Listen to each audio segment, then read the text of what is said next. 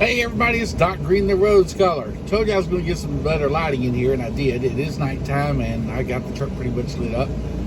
This side of my face is a little bit on the dark side, but that's because the light's on that side. Anyway, last video I did, I talked a little bit about TQL, cheap freight, some of the brokers that will work with us, some of them that won't, and I caught some flack. Not surprising, because I said that sometimes we have no choice but to take the cheap freight. And of course, you got some guys on here that have been out here for a while, and they came on and left me some messages and sent me some emails and everything, basically telling me the same thing that we all already know, which is we need to stop hauling the cheap freight in order to get the rates up. The problem is, I'm willing to do that. I do not like hauling cheap freight. Let me say that straight up. I do not like hauling cheap freight. My truck needs to make me at least $500 a day after all expenses. Minimum. The problem is, and I'm going to say this again, it's not that I don't want to turn down cheap freight, and I do it every chance I get. I mean, I try my best not to take cheap freight, but sometimes we have to. And a lot of you guys are going to get mad and say, no, you're hauling cheap freight, that's what's causing the problem. No, again, we're going to talk about the brokers, cheap freight, and I'm going to ask for some help here. First, you got TQL out here, which is the big gorilla in the room. You know, they snatch up all this freight for very low prices, and they don't really pick it up for low prices. What they do is they bid a going rate on it, but they try to keep as much money as they can. So what they do is they put it on the low board when they first get it for a very low rate. Normally what I do, 90% of the time what I do is I wait for that freight to get closer to the point where it has to be picked up, and you will notice that a convoy does this too. The rates start going up. The closer it gets to getting picked up, the more the rates start going up. The problem is if you wait too long, someone else will jump in there and grab the freight at a little bit lower than what you were hoping to get it for. You know, it's just a bidding process. In saying that, again, I don't like hauling cheap freight, but I have no choice sometimes, because I still have to pay the bills for this company. I still have to pay the insurance. I still got to pay for the fuel. I still got to pay for, all the bills, the maintenance and everything. So sometimes I have to haul the lower paying loads.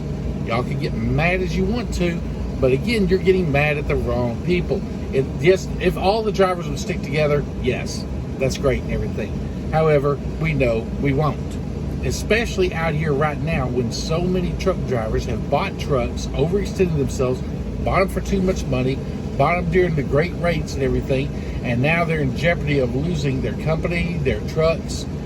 Some are in jeopardy of losing their homes. I mean, I've seen some truck drivers call me up. I mean, some guys are they're about to go into foreclosure, and they're asking for help, and there is no help out here. I don't know what to tell them. Right now, there is no help out here. The freight's just not here. I know we've been hearing it for the last 10 months, and it's going to pick up in the end of the year and everything, and we hope it will.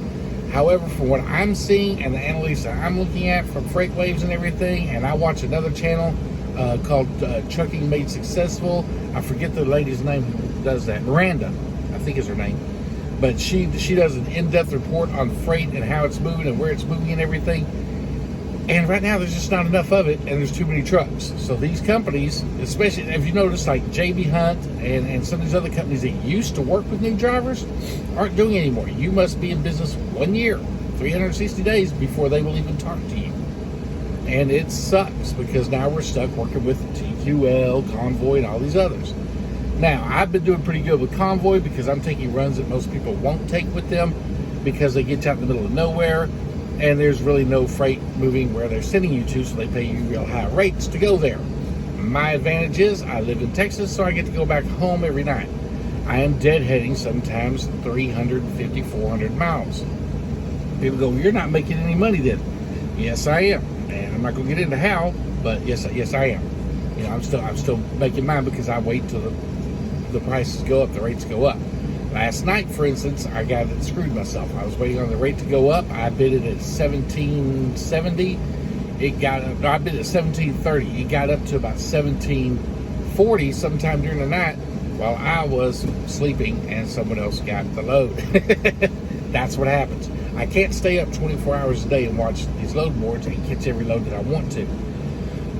However, I did get 2 of the other loads that are delivering next week and everything at a good rate, and it pays enough for me to deliver the rate and get to drive all the way back home deadhead and still make about $1.85 a mile. Now, a lot of people go, I won't go for under $2 a mile. You got truck payments, all this stuff. I don't have truck payments, so $1.85 a mile is good enough for me. I'm clearing about $500 a day after fuel, sometimes $600, $700 a day after fuel, so I'm okay. I'm doing all right on that.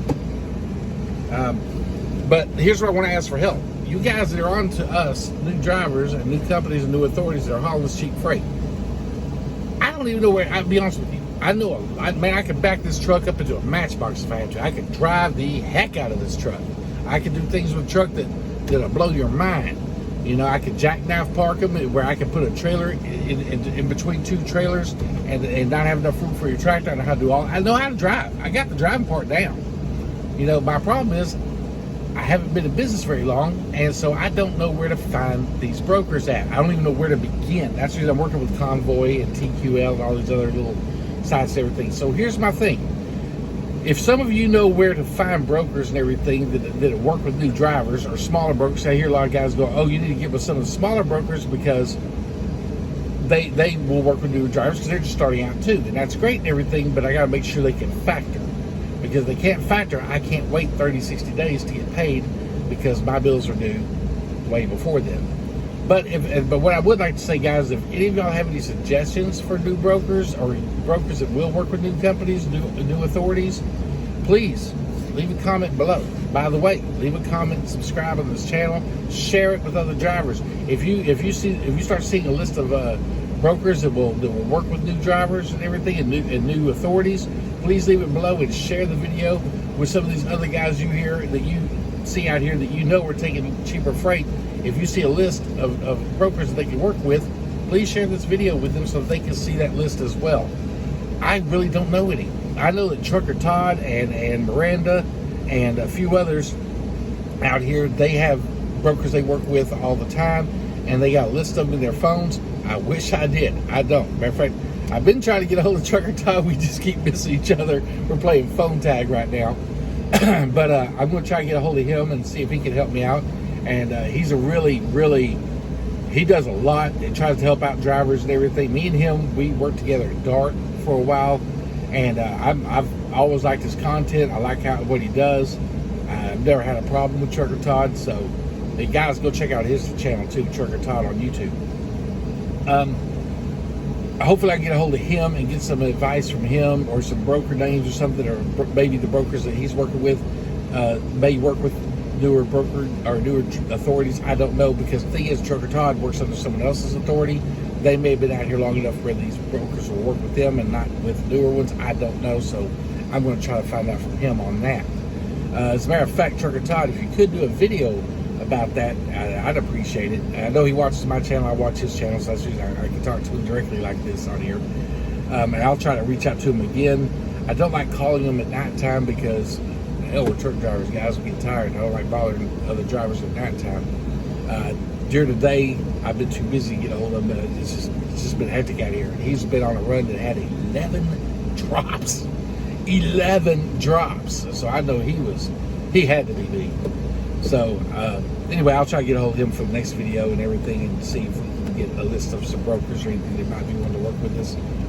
Not sure if he's willing to give those out. You know, I mean, that's kind of like a trade secret once you get those brokers that work with you, because you don't want a whole bunch of other drivers calling them up. But we'll see. Anyway, so guys, if y'all do know brokers that will work with us, please leave comments below and let the new authorities know, because we don't like, I don't know any driver out here likes hauling cheap freight.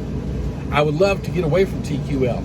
I would love for a lot of us to get together and maybe hire our own dispatchers or something, or a broker, and get someone to get a broker license and start going after some of TQL's business. I really would, you know, because TQL is charged enough to make money. They're just trying to keep all the money, and we all know it.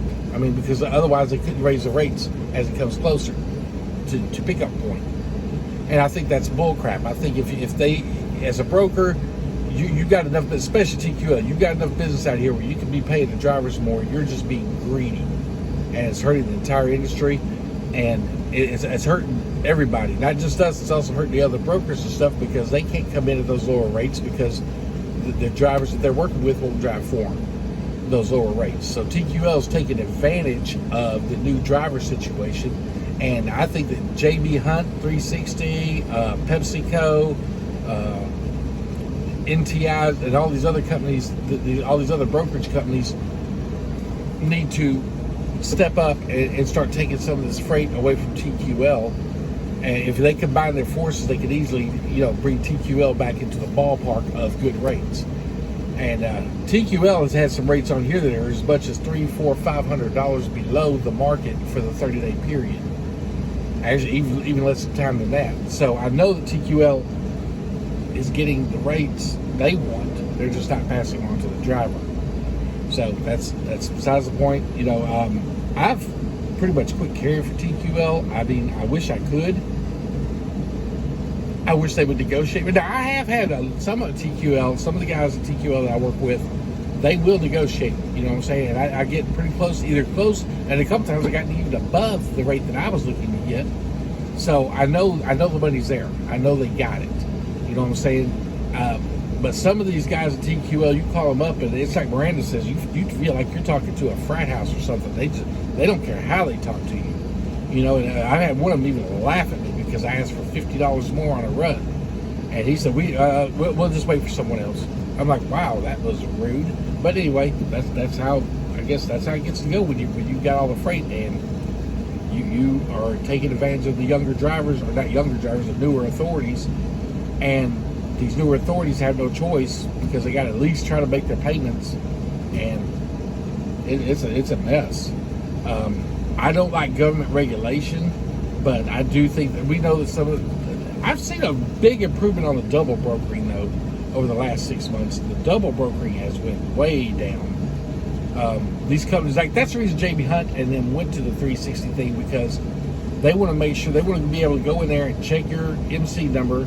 They can see how many trips you made. There's all kinds of things they can see on the computer and everything. They want to make sure you're a real trucking company. They don't want to be giving it out to another broker company who says it's a trucking company, and then he brokers out to someone else. They broker out to so these bigger brokers are trying to fight that by saying, no, we're going to make sure you have a year. That way we can make sure that you're a real trucking company and you're not just a broker right here. I get what they're doing, but there's got to be a better way of doing this. There has to be a better way of doing it. Than making us wait a year. And because first of all, your insurance the first year is extremely high, your first couple of years. So we got to make the extremely high insurance payment for the first couple of years with extremely low rates because we're dealing with TQL in them. And yeah, I'm going to keep saying TQL because everyone out here knows they are taking advantage of the situation. But that's what they're doing. And so these bigger companies that are trying to make sure that they're not double brokering loads and everything by doing this 360 thing, and some are 6 months, some are 9 months, whatever. But that's what they're doing. They're trying to make sure they're not double brokering. Great idea, great plan on paper. Sucks for the drivers out here that are trying to get decent paying loads. That's I don't know how else to put that. But that's part of business. That's part of life. What else was I going to talk about tonight? That was the main thing I wanted to talk about because some of the guys kind of started bashing me for carrying cheaper freight. And there's only been a few times where I've carried really, really cheap freight, but that's because I had no choice. And, that's what I did. I tried to stick to my guns and everything, and I wish I was in like Miranda's position where I could do that, but sometimes I can't. If I have a bill that's due next week and I don't have enough money or I'm not making enough money to cover it, I got to cover it or I'm out of business. So I'll take that cheaper freight, and it sucks. And as far as y'all guys saying, well, you shouldn't carry, you should just stick to your guns. Great, stick to my guns till I'm out of business. Stick to my guns till my insurance is overdue and they cancel it. Should I stick to my guns until I don't have enough money to buy fuel? I mean, you tell me at what point I have to stop sticking to my guns, because I've tried. I don't know any driver out here that wants to carry cheap freight. As far as I see stickers and I used to believe it myself when I was a company driver or whenever I was a lease purchaser working for a company that, yeah, we need to quit carrying this, we need to stick together and everything. But the truth is, the newer authorities just can't. They can't. You know, so I've learned that being out here that it sucks, but as long as you got these big brokerages like TQL taking advantage of the new driver authority system, which really doesn't help us, even when we run for them, because all I mean, if you owe truck payments and everything else, and you're taking that cheaper freight, you can only do that so long before you're out of business. Me, like I said, I'll do it every once in a while, but for the most part, as long as my bills are covered and everything, I'm not going to be taking that cheap freight. I will stick to my guns as long as I can.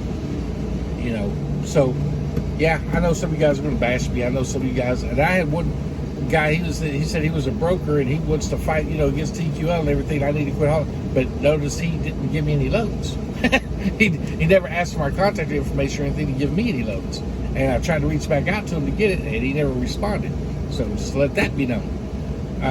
Y'all talking big game and everything, all these brokers, but leave your number, leave some contact information in the comments section, so that people watch this channel, these other new drivers and everything like myself, new authorities. I keep saying new drivers, new authorities, can get a hold of you. Please, we want to carry the better freight. Anyway, guys, that's it for this video. I know I haven't been on here a whole lot. I promised more updates and everything, but to be honest with you guys, I've been pedal to the metal. I've been just hauling, trying to make these bills and everything. So I haven't had a whole lot of time to make these videos. Luckily, I'm here at this place, and my delivery ended for another 8 hours, so I'm making this real quick video to explain why we're doing what we're doing and ask for help. Please help. Anyway, guys, y'all take it easy. Thanks a lot for tuning in.